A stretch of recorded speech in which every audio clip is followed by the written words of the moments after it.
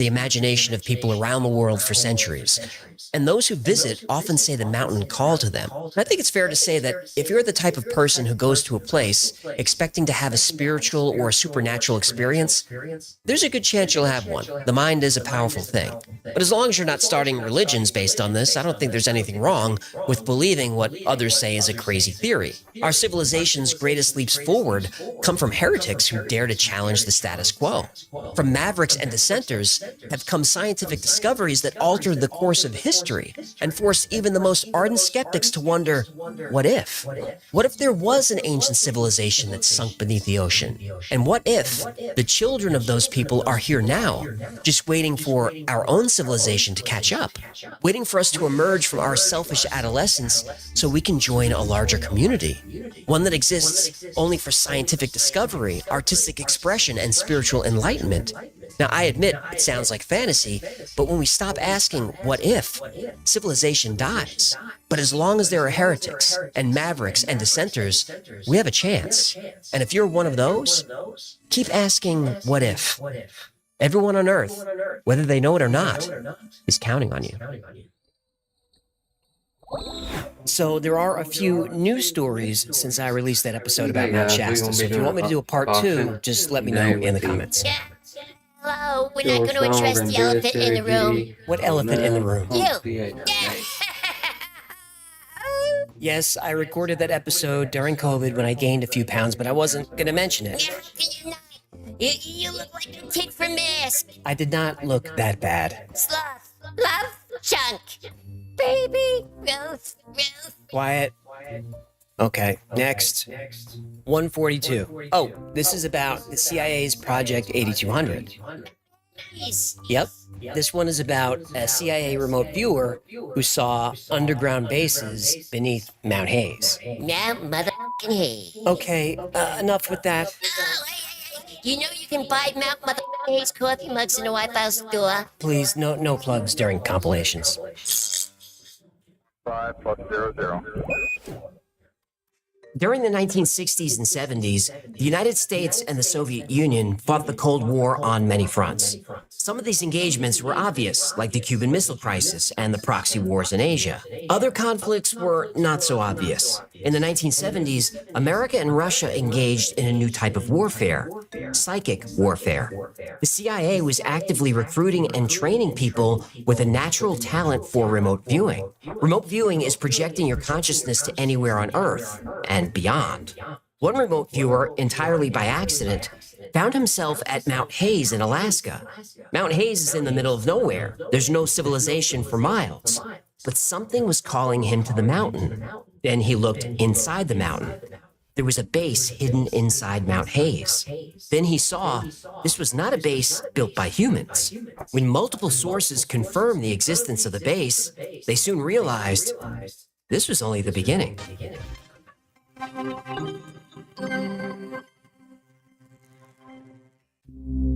The story of the psychic competition between the US and the Soviet Union is like the chicken and the egg. Some say the CIA heard the Soviets had psychic spies, so they launched their own programs in response. Others say the US was first and the Soviets were responding. Either way, both superpowers created well-funded, super-secret programs focused on ESP, or extrasensory perception. In other words, psychic espionage. A skilled remote viewer would be the perfect spy. They could go anywhere, see anything, completely undetected. Remote viewing means the end of state secrets. Really, the end of all secrets. But remote viewing didn't start out as a military intelligence project. It began as a research project. In 1972, two scientists, Hal Puthoff and Russell Targ, launched an ESP program at the Stanford Research Institute, or SRI. Then they started looking for volunteers and came across Ingo Swann. Hey, what do you call a fat psychic? Please don't. A fortune teller. Ingo Swann claimed to be a great psychic. Putoff was skeptical, so he set up a test. The team had access to a large magnetometer, which can detect slight variations in magnetic fields. Swan had no idea what the machine was. Even though it was buried under 30 feet of concrete, he could see into the device and describe it. He was able to sketch the magnetometer readings. Then he was able to affect the readings. This was good and bad. Good that Ingo proved his abilities, but the purpose of the magnetometer was to detect Soviet nuclear tests. Affecting the output set off alarms all over the lab. The experiment almost got them kicked out of Stanford. But the experiment caught the attention of the CIA. They didn't care that Ingo could move the needle, but the fact that he could see through superconducting shielding buried in 30 feet of concrete, well, that was a problem, but also an opportunity. The CIA quietly funded SRI's research and had them focus specifically on remote viewing, and Ingo Swann became known as the father of this technique. Initial experiments were mostly successful. Ingo could identify images in sealed envelopes. He could project his consciousness to different places and see hidden objects. But this didn't help the CIA. They needed him to view specific locations, Soviet locations. So Ingo Swann and the SRI team created the SCAN8 protocol. Project SCAN8 was remote viewing by coordinates. Here's how it works. You give a remote viewer longitude and latitude coordinates, and you tell them nothing else. Ingo Swann could see what was at a given set of coordinates with remarkable accuracy. By the way, Ingo Swann also remote viewed the moon. I did an entire episode on it. It's linked down below. Now, I don't want to spoil it, but what he saw on the moon was pretty amazing. And for the record, he's the only person who went to the moon. Not now. Soon, another psychic joined the project, Pat Price. Pat was a retired police commissioner. He was a good counterpart to Ingo Swann. Ingo was a painter. He was the typical free spirit artist. He was loud and confident and funny. Pat Price, on the other hand, was grounded and serious. Pat solved a few crimes using his psychic abilities. At the time, Pat thought it was nothing more than intuition, hunches that usually turned out to be true. After he retired from the police department and had more time to focus, he realized his talent was more than intuition. Today, Pat Price is considered one of the most gifted psychics ever. The CIA wanted to test them. Both Pat and Ingo were given coordinates to view. Nobody knew what was at the site except the one CIA analyst who gave them the numbers. Even though they remote viewed separately, both Ingo and Pat sketched similar results. They saw the layout of some kind of compound. They said it looked high-tech. They described a large radar dish, a guardhouse. They saw roll-up doors and jeeps. They said it looked like a military installation. Pat Price was even able to read documents on the site. Now, this is unheard of. Nobody else can do this. But Pat saw a cabinet labeled Operation Pool. Inside were green folders named Cue Ball, 14 Ball, 8 Ball, and Rack Up. The team showed the results to the analyst and asked how close they were.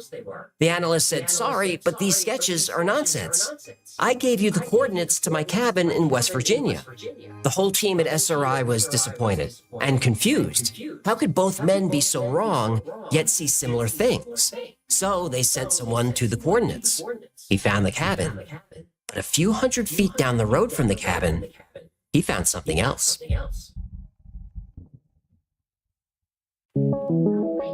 Ingo Swann and Pat Price were given the coordinates of a CIA analyst's vacation home in Sugar Grove, West Virginia. But when they remote viewed the location, that's not what they saw. They saw a military installation. The CIA analyst who gave the coordinates didn't realize that an NSA listening post was just over the ridge from his cabin. Pat and Ingo both assumed this was the target. This was the type of location they were usually asked to view. The Sugar Grove facility in West Virginia was one of the most secret NSA installations in the country. It captured information from Soviet satellites as they flew over. It served as a listening post for all kinds of transmissions. In fact, Sugar Grove is in the NRQZ, the National Radio Quiet Zone. The NRQZ covers about 13,000 square miles in Virginia, West Virginia, and Maryland. No radio signals of any kind are permitted there. If you fire up a radio, you will get a visit, a fine, and possibly jail time. A part of the zone is so locked down that microwave ovens and Wi-Fi are not permitted. No microwaves. Then how can you enjoy a fresh, delicious meal from Factor? Go to factory, use promo. Please don't plug them now. What? They didn't pay for a mid-roll? No. Okay, never mind. So, Pat Price and Ingo Swan got it right. They described this facility in detail from Northern California, 3,000 miles away. And you'd think this would be cause for celebration. It wasn't. Every federal law enforcement agency in the country showed up at SRI. They wanted to know why some wacky CIA psychic contractors were spying on an NSA facility. And by the way, Project Cue Ball, Project 8 Ball, and Rack Up, these were so highly classified that even the project names were top secret. The NSA was furious. Once all the agencies calmed down, SRI went back to work. This time, the CIA would focus on the enemy. Who, the American people? The Soviets. Ah. Pat Price was given coordinates to view. He said he saw a science fiction fantasy crane. Nobody knew what he was talking about. Pat grabbed a ruler, pen, and paper and drew a gantry crane. This type of crane is used to move shipping containers and lift ships out of the water. They're big. Pat said this was the most giant crane he'd ever seen. He saw someone walk by, and the wheels on the crane were 10 feet high, and the wheels were on train tracks. The CIA had a sketch based on aerial photographs of the site. There was a giant gantry crane. Inside the facility, Pat saw enormous steel spheres 60 feet across. There were no photographs of this. Nobody thought much of it. Pat said that whatever they were building, the Soviets couldn't get it to work. But 5 years later, U.S. intelligence would discover that the spheres were there. They were nuclear containment devices, and they never worked correctly. Pat Price was right again.